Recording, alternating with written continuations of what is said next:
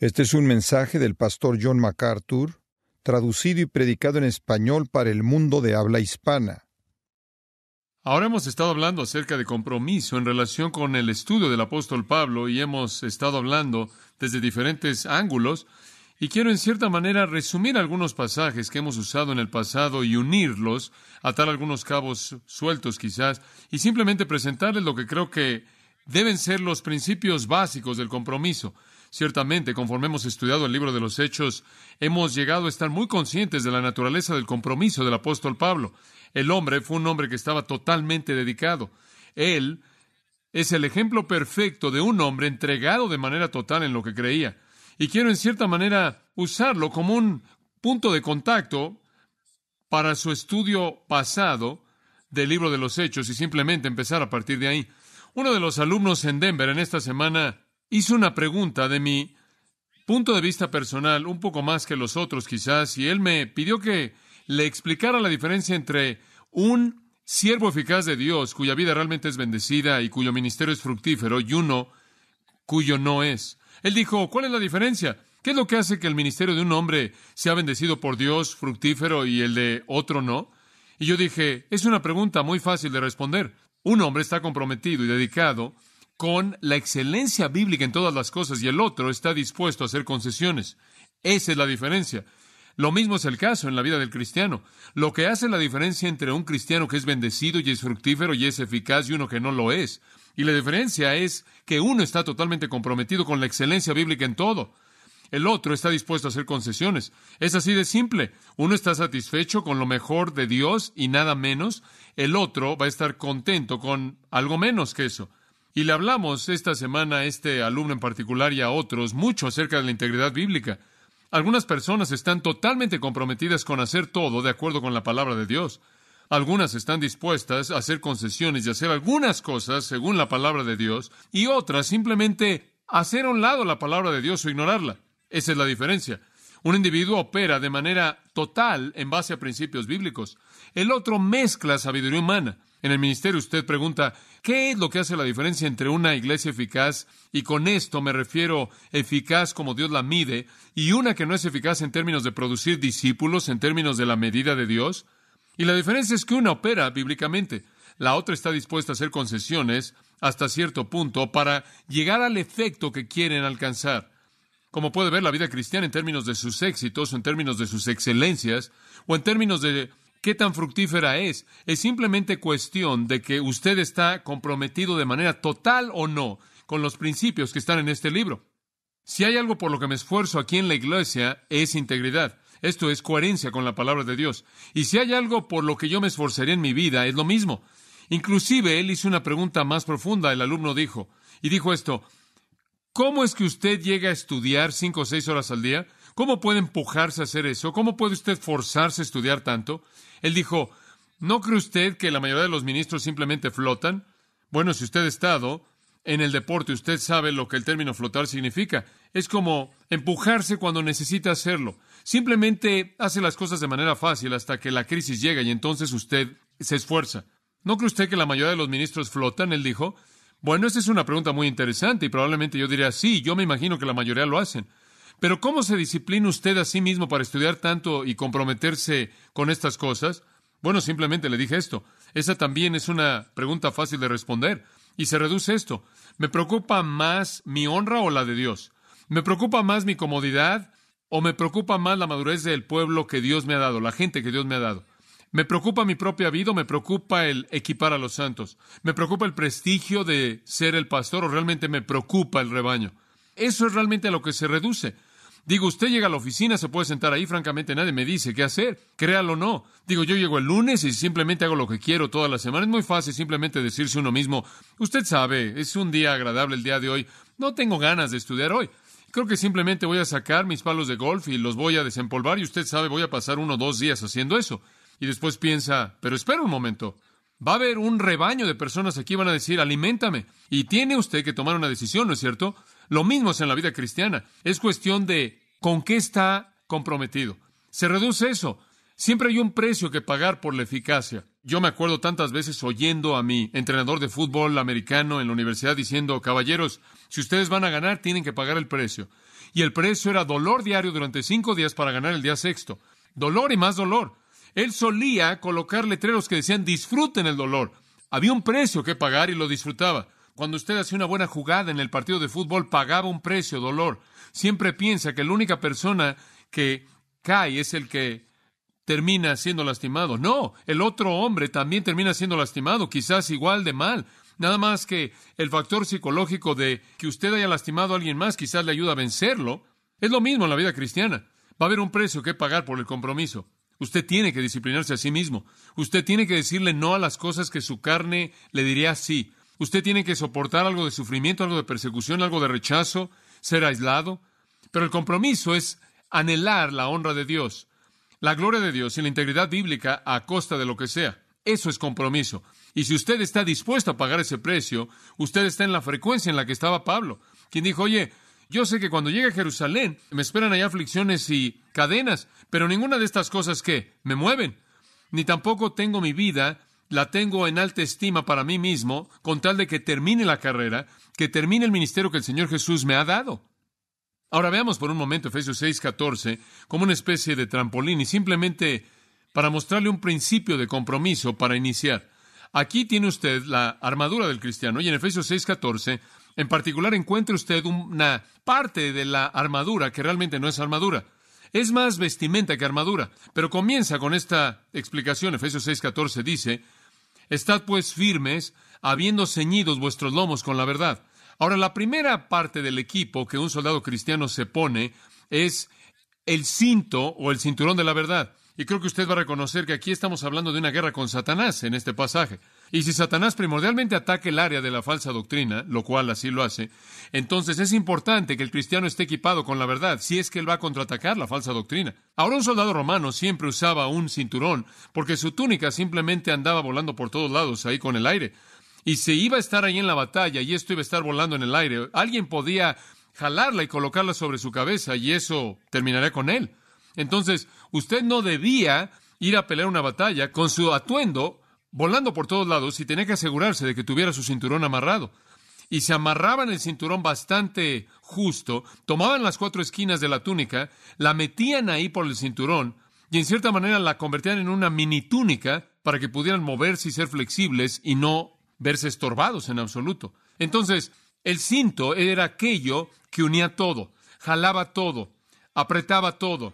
El arma estaba ahí pegada, estaba metida en el cinto. Los metales estaban colgando ahí del cinto. El cinto, en cierta manera, era el coordinador de todo el atuendo. Ahora, si usted ve la palabra verdad, aquí una mejor manera de traducir esa palabra sería veracidad. Él está diciendo, necesitan estar amarrados con el cinto de la veracidad. Ahora, ese concepto es sinceridad o integridad o compromiso. Un amor verdadero por la verdad es lo que él está diciendo. Un compromiso veraz. En otras palabras, usted no puede ir a la batalla a menos de que usted esté amarrado con un compromiso con la victoria. Cuando el soldado se ponía su cinto y le jalaba a las esquinas de su túnica y las metía dentro de ese cinto y metía y apretaba todo eso y colgaba ahí su espada, él estaba diciendo, ahora estoy listo para pelear la batalla. El cinturón de la veracidad. La veracidad significa sinceridad, un amor real por la verdad. Un compromiso total de corazón, alma, mente, con hacer lo que está bien. Y si está bien derrotar a Satanás, entonces yo estoy comprometido con eso. Francamente, creo que la mayoría de los cristianos pierden en la vida cristiana porque no les importa mucho ganar. Es cuestión de deseo, es carnalidad y claro, es egoísmo cuando a usted no le importa. Pero cuando le importa, ese es deseo y esa es la base del compromiso. Ahora, claro que hay muchos malos entendidos acerca del compromiso. Cuando decimos que estamos comprometidos con algo, me pregunto a veces si eso se refiere a una institución mental. Esa palabra es usada, pero ciertamente no en un contexto bíblico. Hay muchas otras ideas extrañas acerca del compromiso. Hay algunas personas que creen que el compromiso es una especie de sentimiento que usted tiene, que ciertamente usted siente. Usted ve un servicio y es conmovido, usted sabe algún tipo de sermón de mucho impacto, mucha emoción, y en cierta manera siente escalofríos espirituales, y después dice, oh, yo dedico mi vida, o se rededica, o se reconsagra, y sigue así y así, y usted sabe. Y simplemente es un patrón de vida para muchas personas. De hecho, estuve en una iglesia esta semana en Denver, en donde tienen altares enfrente de la iglesia. Tenían altares enormes, y que se extendían tan lejos, tanto como este edificio. Más de ellos en la parte de atrás, simplemente un altar gigante, masivo. Y después, normalmente, en todo servicio hay por lo menos 150 personas rededicándose.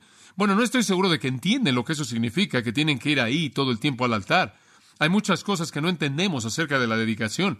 Siempre pienso en el niño en el campamento que se acercó y dijo, quiero dedicar mi tiempo al Señor. Y aventó su reloj a la fogata.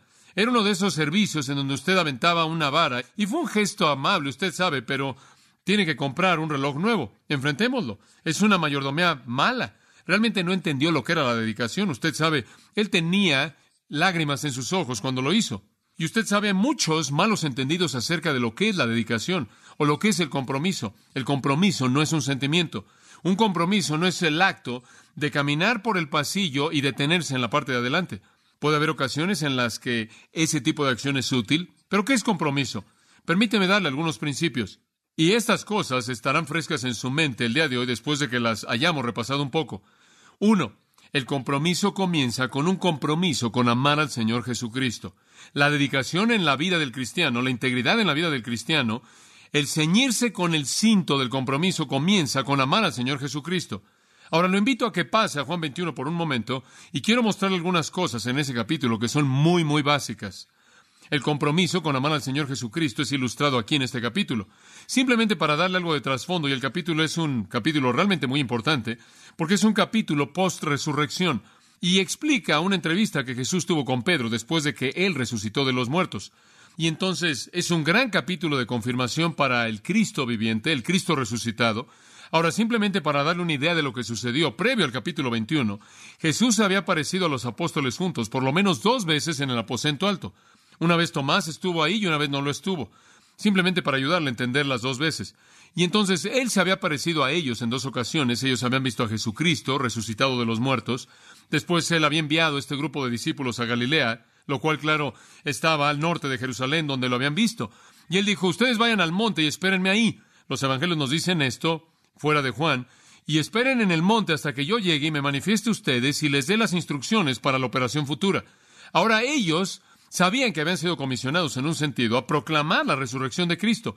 Ellos sabían que Él estaba vivo y ellos sabían que ellos iban a ser capacitados con el Espíritu Santo porque Jesús les había dicho eso. Y ahora se les ha dicho que esperen en el monte hasta que Él llegue ahí. Pero Pedro, claro, está ahí arriba y no puede esperarse para nada. Él era impetuoso, él siempre en cierta manera tenía una túnica que le daba comezón o lo que sea. Él tenía prisa. Él está de pie ahí al lado del monte, viendo ahí la sombra del sol cada 10 minutos y diciendo, espera un momento, ya hemos estado aquí por mucho tiempo. No entiendo qué está pasando. ¿Dónde está Jesús? Y él comienza a reflexionar en su propia vida, aparentemente, y él comienza a recordar que cada vez que él ha enfrentado una crisis, siempre ha fallado. Y él comienza a hablarse a sí mismo, pensando que no tenía la capacidad de ministrar para el Señor. Y entonces, conforme él analiza su problema, él decide que va a olvidar todo esto y va a regresar a su profesión antigua. ¿Cuál era? Pesca. Entonces observe lo que sucede, versículo 1. Después de estas cosas, Jesús se volvió a aparecer a los discípulos en el mar de Tiberias, esto es Galilea, y de esta manera se mostró a sí mismo. Estaban juntos Simón Pedro, Tomás, llamado Dídimo, Natanael de Caná en Galilea, los hijos de Zebedeo, que serán Jacobo y Juan. Otros 2 serían Andrés y Felipe, lo más probable. Simón Pedro les dijo, yo voy a pescar. Voy a regresar a lo que solía hacer. Y usted sabe, tuvo que ser el resultado simplemente de esperar y esperar y esperar y estar convenciéndose del hecho de que él simplemente no era adecuado, que él siempre era un fracaso, que él le había prometido muchas cosas a Jesús y falló cada vez que le prometió. Y aunque él ya había tenido una entrevista personal con Cristo post-resurrección, de acuerdo con 1 Corintios 15 aparentemente, no le confirmó su propia confianza. Entonces Pedro dice, voy a pescar. Bueno, él era un líder, ¿verdad? Y cuando él dijo eso, el resto de los hombres dijeron, vamos también. Y como un grupo de pequeños patos de hule, todos fueron del monte al bote, sin pensar en su parte, simplemente en sumisión al liderazgo de la dinámica de Pedro. Y claro, usted recuerda la historia. El Señor redirigió a todos los peces en el mar de Galilea, ninguno de ellos se acercaron al barco, y puede imaginar que Pedro estaba diciendo, bueno, hay una cosa que sé hacer, y eso es pescar, y me voy a pescar. Y regresó y nada, toda la noche. Y claro, para empeorar las cosas, en el versículo 4 y en la mañana, Jesús llegó a la costa y dijo, ¿han pescado algo? Usted sabe, lo cual es como meter ahí el cuchillo en la herida y darle vuelta. Jesús les dijo, hijitos, ¿tienen algo de comida? Y ellos respondieron, no. No sabemos qué más pudieron haber dicho ellos en silencio, pero la palabra no está registrada. Él dijo, echen la red del lado derecho del barco y encontrarán. Ellos entonces echaron la red y ahora no podían sacarla por la multitud de peces. Y el Señor llamó de manera sobrenatural a los peces y simplemente atacaron el lado derecho del barco y ni siquiera podían meter los peces. Bueno, finalmente llegaron a la costa. Juan dice, es el Señor. Y Pedro no podía esperar. Se aventó al agua y nadó, mientras el resto de ellos trataron de sacar a los peces y meterlos ahí al barco. Y el Señor tenía el desayuno listo. Se sentaron. En el versículo 12, Jesús dijo, vengan y desayunen. Y entonces comieron. Y cuando habían terminado de desayunar, Jesús confronta a Pedro. Y puede imaginarse usted a Pedro ahora sentado allí en ese desayuno en la costa, en un desayuno que preparó el Señor Jesucristo. Le he dicho, ¿cómo el Señor hace desayuno? Desayuno. Y usted sabe, Él lo creó ahí mismo, probablemente estaban ahí, y Pedro está ahí sentado con el Señor de la Gloria comiendo desayuno. Está desayunando. ¿Saben lo que debió haber estado pensando? Pedro, eres un torpe, eres una persona desobediente, no apta, no capaz. Él ha fallado aquí otra vez. Él simplemente no parece tener éxito en obedecer al Señor en absoluto. Él siempre falla, él siempre reprueba toda prueba que se le es presentada. Y debieron haber habido lágrimas en sus ojos y en su corazón dolor y tristeza conforme veía a Jesús. Versículo 15, cuando habían acabado con el desayuno, Jesús le dijo a Simón Pedro, Simón, hijo de Jonás, le llamó usando su nombre antiguo, porque él estaba actuando como su persona antigua. ¿Me amas más que estos? Él dice, Pedro, ¿me amas más que estos? ¿Más que estos qué? Bueno, quizás más que estas cosas, el barco, los peces, las redes, el mar, todo el asunto de la pesca. ¿Me amas más que esas cosas? O quizás él está diciendo, ¿me amas más que estos discípulos me aman? Porque Pedro había dicho que así era. ¿Pero realmente me amas? Y él usa la palabra agapao, la cual es una especie de amor supremo.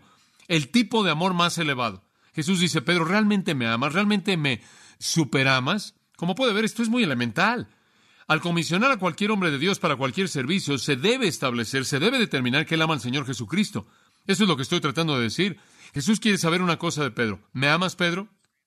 Juan Calvino dijo, ningún hombre va a perseverar de manera constante al cumplir con su ministerio, a menos de que el amor de Cristo reine en su corazón. Fin de la cita.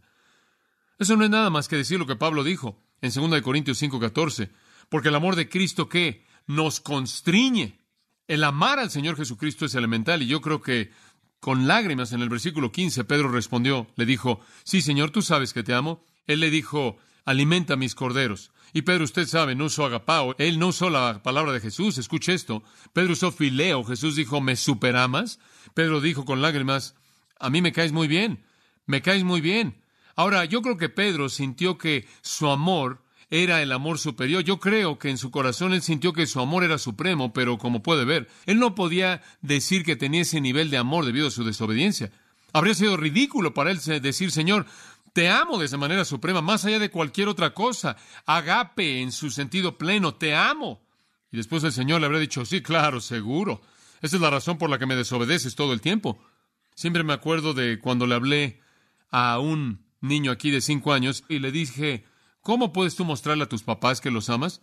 Y él dice, los puedo obedecer. Y él tiene razón. No diga que tiene ese tipo de amor si no hay obediencia en su vida. Y así es como Pedro lo hace, por eso no lo hace. Pedro dice, yo admito que estoy muy lejos de amarte como debo amarte y como eres digno de ser amado. No puedo declarar que tengo el nivel de amor más elevado, más noble, más puro, aunque lo siento. No puedo decir que lo tengo. Te amo, si no de manera perfecta, verdaderamente. Y Jesús va a quedar contento con eso. Y él dice, muy bien, alimenta mis corderos. Ahora, ¿qué es lo que Jesús quiso que Pedro hiciera? Él quiso que alimentara a sus corderos, ¿verdad? Pero antes de que él pudiera llegar a comisionarlo para alimentar a sus corderos, él tenía que determinar que Pedro, ¿qué? Lo amaba. Usted sabe, usted no va a servir al Señor Jesucristo con ningún tipo de compromiso hasta que lo ame. Entonces, él llama a Pedro al ministerio de alimentar a los corderos. Ese es el ministerio. Observe la palabra corderos que él alimenta. Mis corderos, los corderos de Cristo.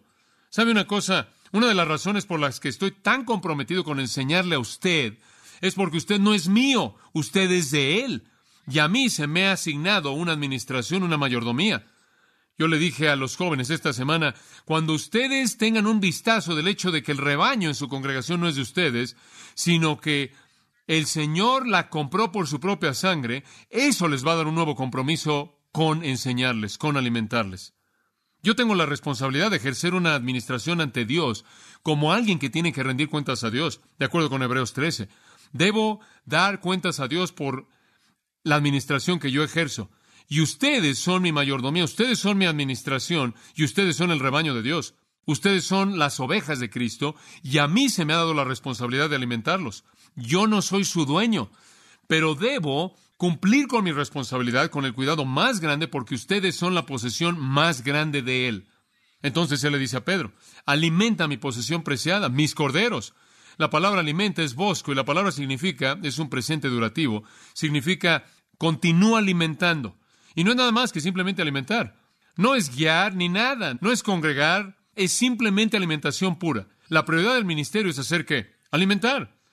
Esa es una cosa que la gente dice cuando llega a Grace Church, que normalmente dice, venimos aquí porque nos están alimentando. Alimentar, ese es el ministerio. Alimenta a mis corderos, presente durativo. Todavía es el mismo patrón. Hechos 20:28 lo estudiamos recientemente, ¿no es cierto? Pablo le dice a los ancianos efesios, apacentad o alimentad la grey de Dios sobre la cual Él los ha puesto por obispos. Aliméntenlos. Pedro lo dijo en 1 Pedro 5, aliméntenlos. Ahora observe la segunda cosa.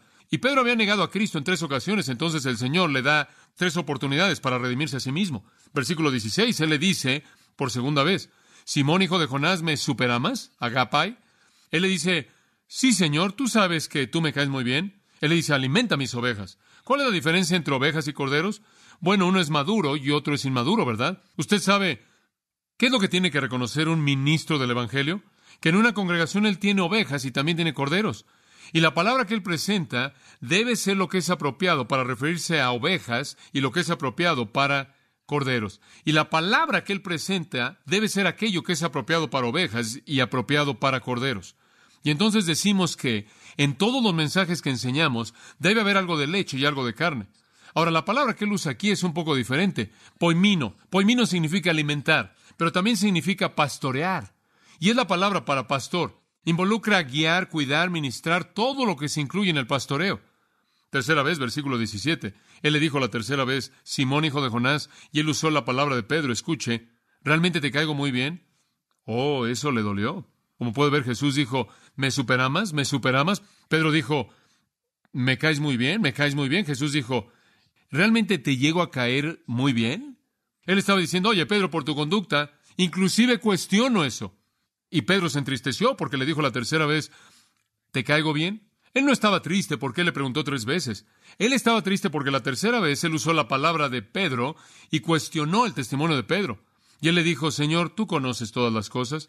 Esa es una gran declaración. Él apela a la omnisciencia. Él dice, oye, Señor, tú lo sabes todo. No oigas lo que digo. Ve mi corazón. Y cuando yo crecí como un niño, solía pensar en la doctrina de la omnisciencia. ¿Usted llega a darse cuenta de que Dios lo sabe todo?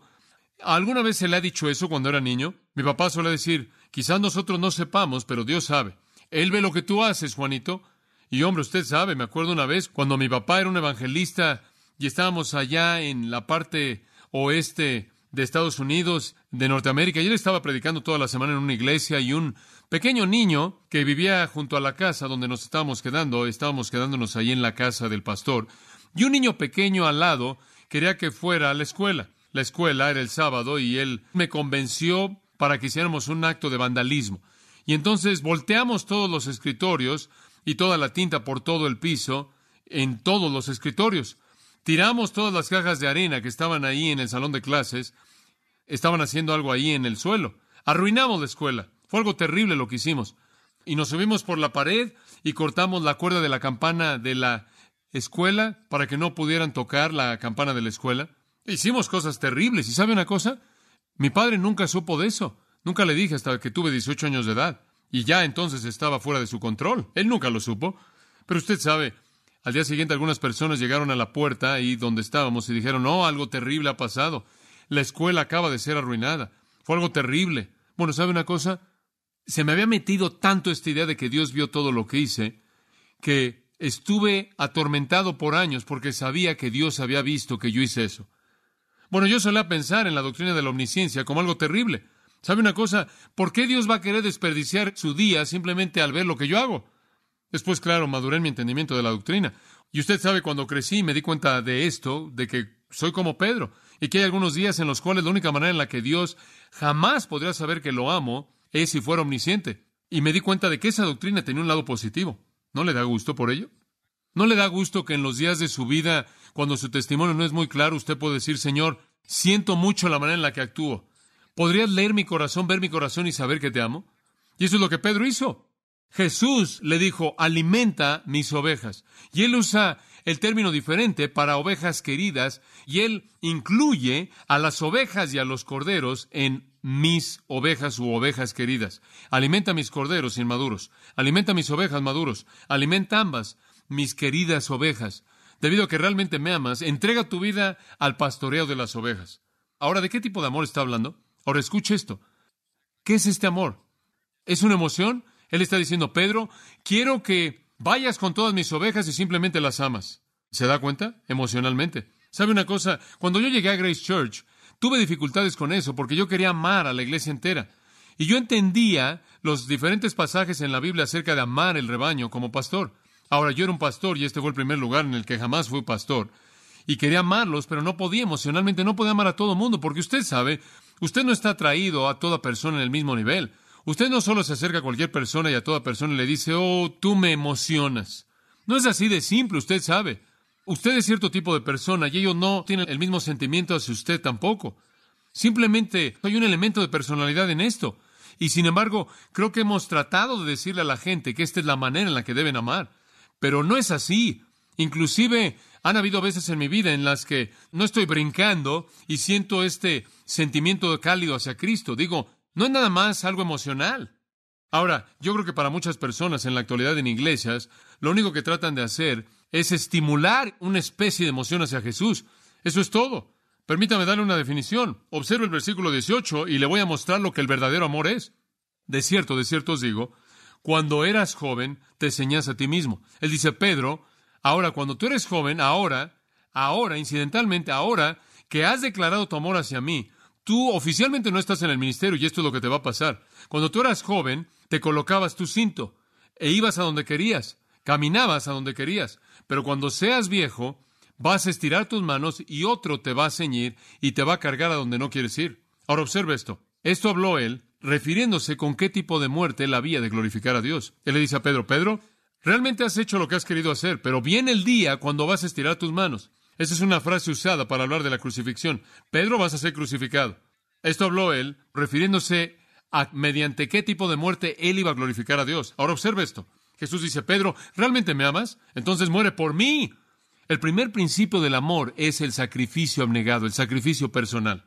No es una emoción, es la disposición de hacer un sacrificio. Usted sabe, hay algunos días en los que yo, francamente, llego a esa oficina y me digo a mí mismo, tengo que preparar hoy y mi computadora está cansada, estoy cansado y tengo que hacer algo más. Y es en ese punto en el que mi prueba de amor para el Señor Jesucristo se lleva a cabo para determinar si estoy dispuesto a hacer un sacrificio personal. Eso es algo pequeño. Él le dice a Pedro, lo que tú vas a hacer va a involucrar tu muerte. Ahora, Pedro siempre había jurado que él podía enfrentar esto. Juan 13:36, hombre, él simplemente le estaba diciendo al Señor que él lo podía enfrentar. Lucas 22:33, y ahora él va a tener una oportunidad. Y creo que el Señor le dijo esto para darle confianza, porque él estaba tan convencido de su propio fracaso que cuando el Señor le dijo, vas a morir por mí, él probablemente pensó, oh, maravilloso, finalmente lo voy a hacer y no voy a aventar la toalla al final. Entonces el Señor definió el amor en términos de sacrificio. Muy bien, Pedro, ¿me amas? ¿Muere por mí? Como puede ver, no es la emoción lo que busca el Señor, es el sacrificio lo que Él está buscando. Mientras tanto, Él añade esto, el segundo principio de amor de obediencia. Observe el versículo 19. Cuando Él había dicho esto, Él le dijo que, sígueme. Ahí está, obediencia. La primera característica de amar al Señor Jesucristo es el sacrificio personal. La segunda es obediencia. No es una emoción de lo que estamos hablando, es un principio. Es un principio. ¿Sabe una cosa? Es como el amor matrimonial. El amor matrimonial es más que una emoción. A usted se le manda amar a su esposa. A usted se le manda hacer eso. Ese es un principio de servir las necesidades de ella. Y lo mismo es en amar al Señor Jesucristo. Es su obediencia como también sacrificio personal. Ahora Pedro, claro, oyó sígueme, y entonces, claro, el Señor se puso de pie, caminó y Pedro lo siguió. Simplemente lo interpretó de manera literal, caminando detrás de él. Versículo 20, Pedro se volteó. Ahora, él cometió su primer error. Digo, ni siquiera ha salido de la playa y él ya se está dando la media vuelta. Este hombre es incorregible, ¿no es cierto? Y el Señor, como puede ver, está exasperado con él. Pedro se voltea y ve al discípulo a quien Jesús amaba. ¿Quién es ese? Ese es Juan. A él siempre le encanta llamarse a sí mismo de esta manera. Él está tan contento por el hecho de que Jesús lo amaba. Nunca nadie le tuvo que decir a Juan que lo siguiera. Él estuvo ahí. Usted sabe, el que se acostó sobre su pecho ahí en la cena y dijo, Señor, ¿quién es el que te traiciona? Pedro, viéndolo, le dijo a Jesús, Señor, ¿y qué es lo que este hombre va a hacer? Ahora, como puede ver, él ni siquiera se ha salido de la arena y él está preocupado por Juan. Como puede ver, Jesús le dijo, Pedro, vas a morir. Y él voltea y dice, bueno, ¿y qué hay acerca de él? Y usted simplemente puede ver al Señor decir, Y me encanta la respuesta. El Señor dice, y si yo quiero que él permanezca hasta que yo venga, ¿entonces qué? Tú sígueme. Si él vive hasta el rapto, no te importa. Si él tiene 2,500 años de edad, no te importa. Y claro, ¿sabe cuál fue el rumor que se circuló ahí en ese entonces en la iglesia? ¿Oyeron que Juan va a vivir hasta el rapto? Él no dijo eso. Él dijo, si esa es su voluntad, eso no te importa, no te incumbe. Claro, todo el mundo siempre entiende las cosas mal, pero como puede ver, él le está diciendo de manera enfática, usando el pronombre tú, sígueme tú a mí. Ahora, como puede ver, Jesús le ofreció a Pedro una manera de exhibir y demostrar su amor. Él no le dijo a Pedro, ¿me amas, Pedro? ¿Cómo te sientes? ¿Se siente bien dentro de ti amarme? ¿Te sientes así como con sentimientos de calidez y todo eso? No. Él le dice, ¿me amas, Pedro? Muere por mí. Y mientras tanto, ¿haz qué? Obedéceme. ¿Sabe usted cómo puede saber si ama al Señor Jesucristo? Si usted está dispuesto a hacer el sacrificio definitivo por su voluntad, y eso es algo diario. Cuando usted llega a una encrucijada de hacer lo que Él quiere o lo que usted quiere hacer, si usted está dispuesto a hacer el sacrificio y obedecerlo, usted lo ama. Como puede ver, Jesús nos ofrece una cruz. Y en ese día, estas personas sabían lo que eso era. Usted va a Mateo 10 y usted puede ir a Mateo 16 y encontrar ahí acerca de llevar la cruz, de tomar su cruz y seguirlo y todo eso. Esas personas sabían lo que eso significaba. Porque Varus, el general romano, había aplastado esa insurrección en Galilea. Él había llenado los caminos de Galilea con cruces y estaban por todos lados, y entonces esas personas sabían que los criminales siempre llevaban su propia cruz. Y entonces cuando Jesús dice, vas a cargar una cruz para mí, todo el mundo sabía lo que quiso decir. Significaba sacrificio. Jesús dijo, el amor paga un precio. La obediencia sacrificial no es una emoción, amados, es un principio de sacrificio. Escuche Primera de Juan. Y creo que es importante que escuche esto, porque creo que esto nos da la indicación que estamos buscando. Primera de Juan 2:5. Todo el que guarda su palabra, esto es obedecer. La palabra guardar significa obedecer. Todo el que obedece su palabra, en él verdaderamente el amor de Dios ha sido perfeccionado. Como puede ver, amar a Dios, amar a Cristo es visible en la obediencia. Primera de Juan 2:5, esa es la esencia del amor. Obediencia, obediencia sacrificial. Entonces, amados, cuando usted dice que usted ama al Señor Jesucristo, cuando usted dice que ama al Señor Jesucristo, esa no es una emoción.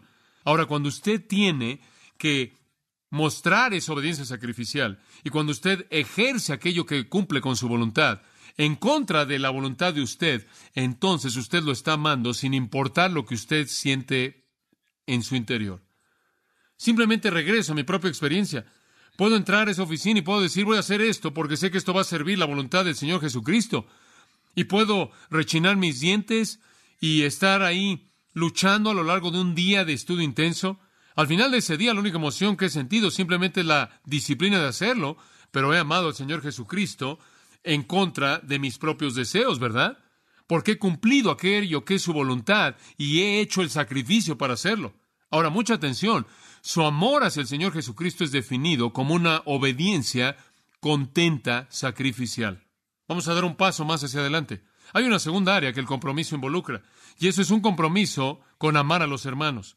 Otra cosa que es muy elemental y una prioridad muy elevada en la palabra de Dios en el Nuevo Testamento es que no solo amamos al Señor Jesucristo, sino que nos amemos unos a otros. Eso es básico. Hay tantas escrituras acerca de esto que ni siquiera tenemos el tiempo de entrar a todas ellas, pero 1 de Pedro 1:22 es un comienzo. Viendo que habéis purificado vuestras almas al obedecer la verdad a través del Espíritu, para tener un amor no fingido de los hermanos, escuche, ámense unos a otros de corazón puro, fervientemente. La palabra ferviente en el griego es ektonase. Es una palabra médica de estirar un músculo. Estirar lo más que pueda para amar a esa persona que está allá afuera. Estire su amor. Ame a los hermanos fervientemente. Lo mismo en 1 Pedro 4:8. Sobre todas estas cosas, tengan ectonase, amor ferviente entre vosotros mismos. Y sigue así. Versículo 14 en 1 Pedro 5. Saludaos unos a otros con ósculo santo, con un beso de amor. Debemos amarnos unos a otros. Esto es básico. En Efesios lo encontramos en el capítulo 5. El mismo pensamiento aparece en el 1 y 2. Sed pues imitadores de Dios como hijos amados, y andad en amor, como Cristo también nos amó. Ahora escucha esto. Y se entregó a sí mismo por nosotros como ofrenda y sacrificio. Ahora observe esto. Deben amar como Cristo amó, quien se entregó a sí mismo como ¿qué? Sacrificio. Ahora observe esto. Amar a los hermanos, amigos, amar a los hermanos no es tampoco una emoción. Es de nuevo la palabra ¿qué? Sacrificio. Le voy a mostrar. Vamos a definirlo. Observe 1 de Juan 3 por un minuto y veremos los versículos 3 en adelante. 1 de Juan 3:13. No os sorprendáis, hermanos míos, si el mundo os aborrece. Se oye como Juan 15, ¿no es cierto? Sabemos que hemos pasado de muerte a vida. Escucha esto, porque amamos a los hermanos. El que no ama a su hermano permanece en muerte. Hombre, es tan importante eso, y eso está en el singular. Dice usted, bueno, amo a los hermanos. Simplemente no puedo tolerar a los hermanos como individuos.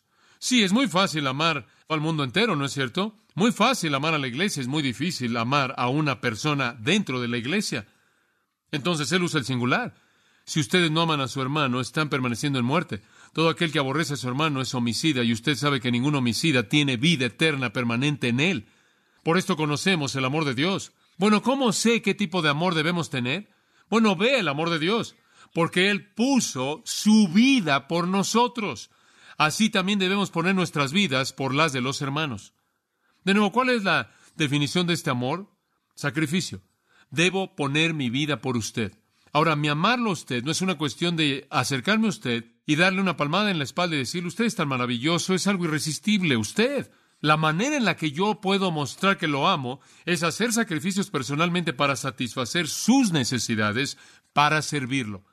Obviamente, como usted sabe, en una iglesia de este tamaño, y muchas personas me preguntan esto, ¿cómo le ministras a los individuos? ¿Cómo te acercas de manera personal? ¿Cómo los conoces de manera individual? ¿O cómo saben que te preocupan de manera individual? La única manera en la que jamás puede suceder no es porque esté corriendo por todos lados y diciéndole a todo el mundo que lo amo, sino haciendo sacrificios en mi vida para que ustedes maduren y para que sean instruidos y para que crezcan espiritualmente, para que sepan que me preocupan lo suficiente como para hacer lo necesario en mi vida para llevarlos a la conformidad a Jesucristo. Esa es la mejor manera en la que les puedo decir que los amo. Y eso es lo que está diciendo aquí. Percibimos el amor de Dios porque Él puso su vida por nosotros. Dios nunca se me ha acercado y ha dicho John MacArthur, estoy loco por ti, te amo. No lo he hecho, pero Dios ha puesto a su Hijo en una cruz a favor mío y dice eso, ¿no es cierto? Y quizás nunca pueda ir con todo individuo y les diga que los amo de manera individual, pero puedo hacer lo que pueda por hacer sacrificios para satisfacer sus necesidades y quizás ni siquiera sea la muerte. Podría ser el versículo 17. El que tiene bienes de este mundo y ve a su hermano tener necesidad y cierra contra él su corazón, ¿cómo mora el amor de Dios en él?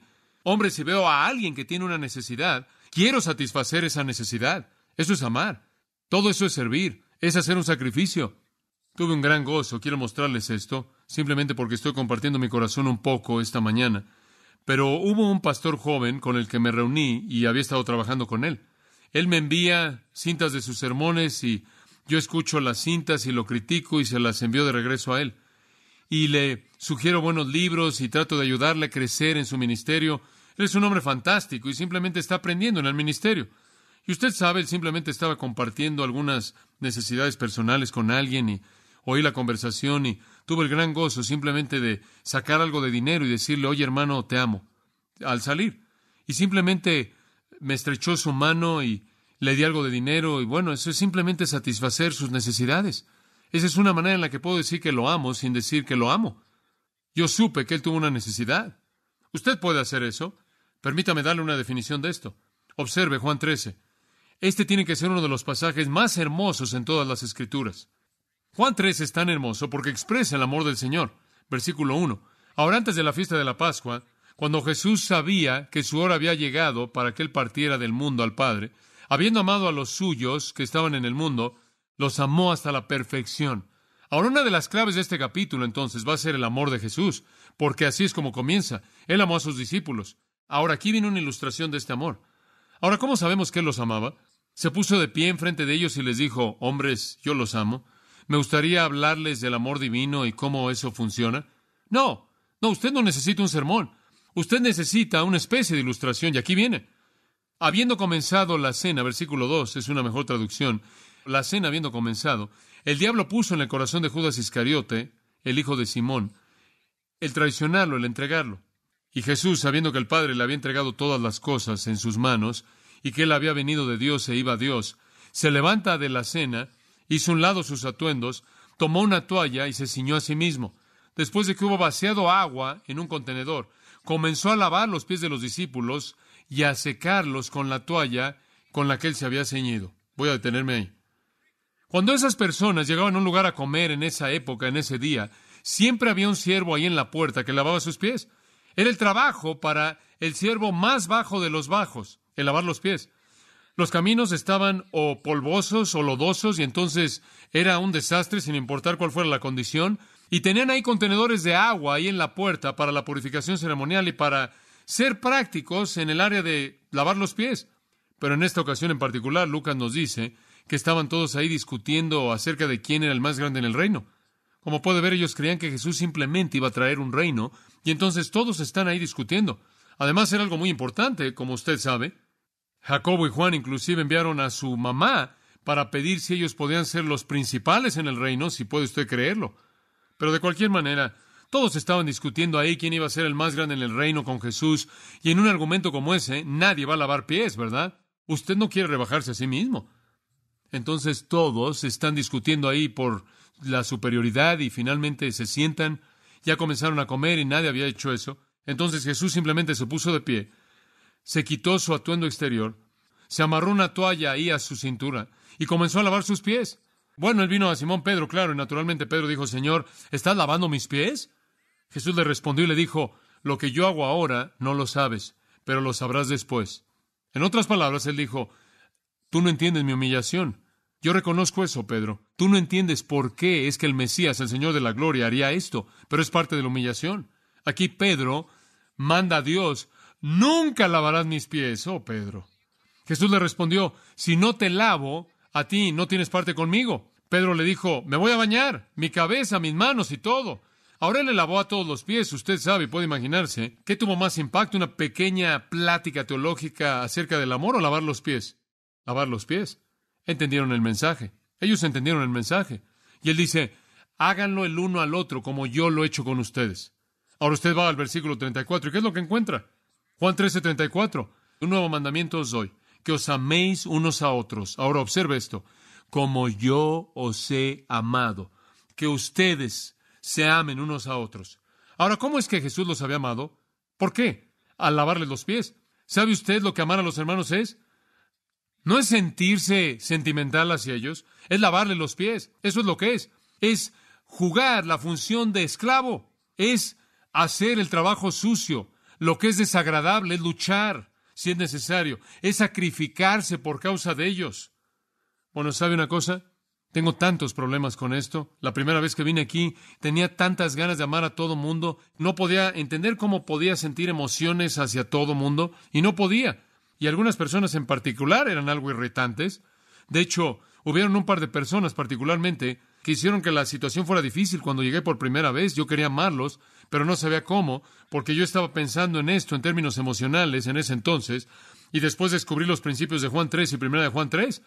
Y una vez me acerqué a este individuo en particular y le puse el brazo y le dije, quiero que sepas algo. Si hay alguna manera en la que puedo llegar a servirte, me encantaría tener la oportunidad. Y tuve esa oportunidad. Nunca me sentí diferente hacia él en términos emocionales, pero lo amé al servirlo. No creo que Dios se siente en el cielo y nos ve y dice, ese John MacArthur es tan maravilloso. Yo simplemente no puedo resistirlo. Eso se acerca a la blasfemia. La manera en la que yo sé que Dios me amó a mí es porque Él hizo un sacrificio de servicio a favor mío. Él envió a su Hijo a morir en una cruz por mí, y Él me lava diariamente. Es el principio otra vez de servicio sacrificial personal. Si tu hermano está en pecado, tú lo recoges, tú lo levantas, tú lo sostienes. Tú te metes debajo de su carga. Ustedes llevan las cargas los unos de los otros y así cumplen la ley de Cristo. Como puede ver, el amar unos a otros no es solo sentir una especie de sentimiento, de emoción unos a otros, es servirse unos a otros. Usted debe ser sensible a las necesidades de la gente y debe satisfacer esas necesidades. El compromiso, entonces, no es solo amar al Señor Jesucristo, lo cual es obediencia sacrificial, sino es amarse unos a otros, lo cual es servicio sacrificial. Cuando usted está dispuesto, escúcheme, cuando usted está dispuesto a sacrificar lo que usted quiere por las necesidades de otra persona, usted ama a esa persona sin importar su emoción. Cuando usted está dispuesto a decir, oye, tal y tal me necesita, pero quiero hacer esto, y cuando usted escoge satisfacer la necesidad de tal y tal en lugar de lo que yo quería esto, entonces usted lo ha amado. Entonces usted lo ha amado. Eso es amar, sacrificio. Y eso es lo que esperamos, porque eso es lo que Dios espera. Que Dios me ayude si nunca estoy dispuesto a hacer el sacrificio de estudiar la palabra de Dios para satisfacer sus necesidades. Que Dios lo ayude a usted si usted no está dispuesto a hacer el sacrificio de ministrar espiritualmente a alguien más. Que Dios lo ayude si está demasiado ocupado en hacer dinero para usted mismo, para ayudar a otras personas, si está demasiado ocupado con lo suyo, está demasiado ocupado con su propio tiempo, sus propias vacaciones, su propia recreación, su propia actividad, como para meterse, para cargar las cargas de otras personas. Entonces usted no los ama. Y usted sabe, las únicas personas que realmente pueden amar son personas humildes. ¿Sabe usted eso? Eso es cierto, porque la gente orgullosa está demasiado involucrada con sus propias cosas. Como puede ver, eso es lo que Pablo quiso decir en Filipenses 2, cuando dijo, tengan el mismo amor. Dice usted, ¿cómo? ¿Cómo puedo tener el mismo amor, el mismo parecer?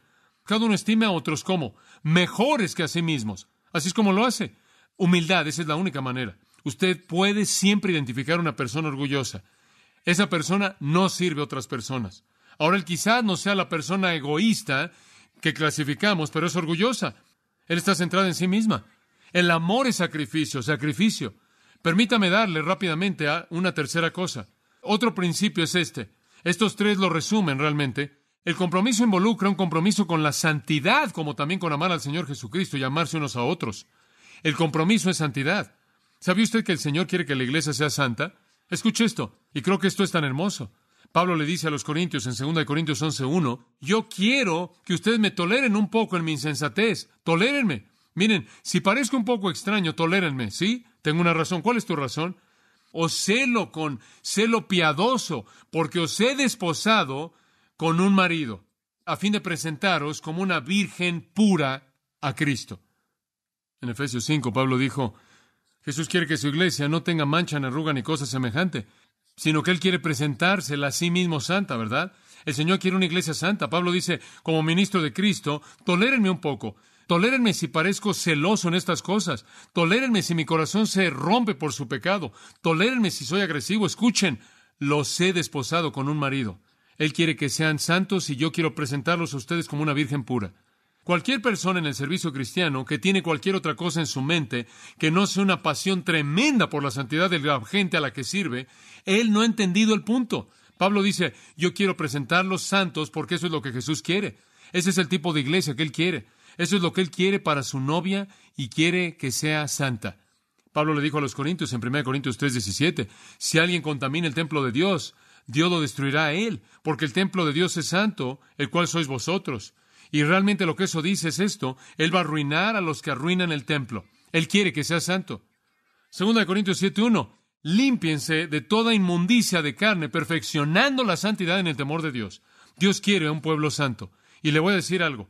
Permítame terminar con este pensamiento. Si usted no es una persona santa, usted ya terminó en la vida cristiana en términos de cualquier ministerio. En primer lugar, ni siquiera puede llegar a la Biblia. ¿Sabe una cosa? 1 Pedro 2:2 simplemente dice esto. Desead como niños recién nacidos la leche espiritual no adulterada para que por ella crezcáis. ¿Se acuerda de eso? Pero el versículo antes de ese dice, desechando pues toda malicia, engaño, hipocresía y demás, entonces usted desea la leche de la palabra. Escuche, si el pecado está ahí, la palabra ni siquiera va a tener ningún tipo de efecto. Pero primero usted tiene que deshacerse del pecado y entonces la palabra va a entrar. Entonces ni siquiera puede acercarse a la palabra si usted no es santo. En segundo lugar, nunca derrotará a Satanás si usted no es santo. Porque si usted no se ha puesto la coraza ¿de qué? De la justicia, usted está terminado. En tercer lugar, ni siquiera puede evangelizar.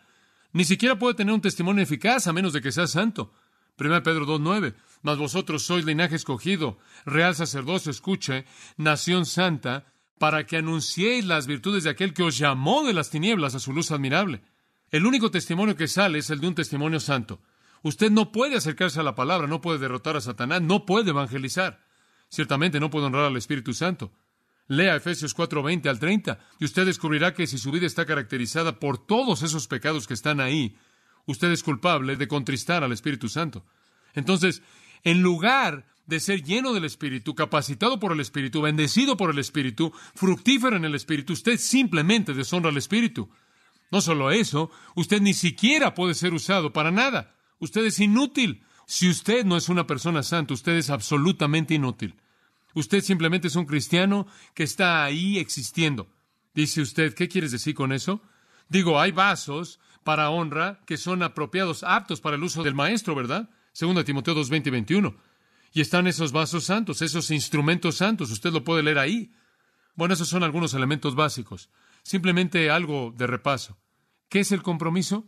Significa amar al Señor Jesucristo, obediencia sacrificial, abnegada, amar al hermano, servicio sacrificial personal y santidad, vivir una vida pura, piadosa, para que pueda estudiar la palabra, derrotar a Satanás, alcanzar a otros, honrar al Espíritu Santo y ser usado por Dios. Permítame cerrar con esto. Pablo llegó al final de su vida y él había vivido la vida comprometida. Y aquí está el resultado de una vida comprometida. Escuche, he peleado la buena batalla, he terminado la carrera, he guardado la fe, escucha. Por lo demás, me espera una corona de justicia, la cual el Señor, el juez justo, me dará en aquel día, y no solo a mí, sino a todos aquellos que amen su venida. ¿Sabe lo que significa amar su venida? Usted realmente no ama su venida, a menos de que esté comprometido con una vida de servicio. Porque si su vida no es lo que debe ser, usted realmente no está muy preocupado porque Él regrese, porque Él va a probar sus obras. Amar su venida significa estar tan comprometido que está usted anhelando que Él regrese, sabiendo que la recompensa le espera a usted. Espero que estemos comprometidos con estos elementos básicos. Y si realmente lo estamos, y si el juicio realmente comienza en la casa de Dios y se lleva a cabo aquí en esta iglesia, una congregación comprometida puede tener un efecto en esta comunidad y este mundo que será sorprendente. Que así sea. Oremos. Padre, gracias en esta mañana por darnos este tiempo juntos, por poder compartir juntos, por poder reconocer de nuevo a partir de la palabra de Dios principios que son básicos, principios que cambian la vida. Padre, inclusive nosotros como cristianos, inclusive habiendo ya confesado amarte, que sea una realidad prácticamente, diariamente, que esto de hecho es exactamente lo que otros están diciendo, que te amamos. Que amamos a los hermanos, que las vidas son santas, que no solo sea el testimonio de nuestros labios, sino el testimonio de todos los que nos ven, que tú seas honrado en nuestras vidas. Oramos en el nombre de Cristo. Amén. Para más información sobre los mensajes y libros del pastor John MacArthur y de los derechos legales de los mismos, puede acceder a la página engracia.org.